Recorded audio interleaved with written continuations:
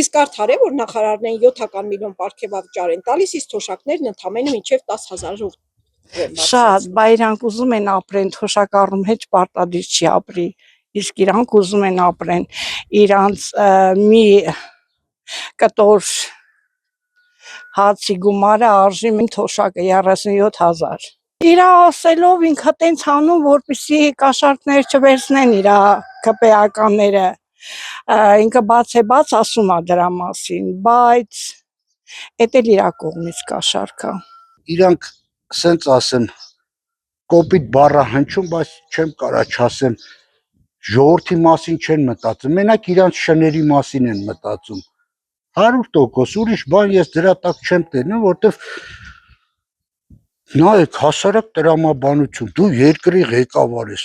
ուրեմն չգիտես այսօր ժողովրդի կարգավիճակը ինչ է, որ դու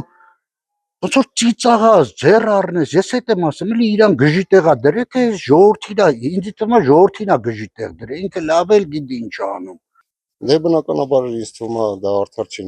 որովհետև էսի ժողովրդի ձեռը գումար չկա, ապրել չեմ կարողանում, իսկ իրանք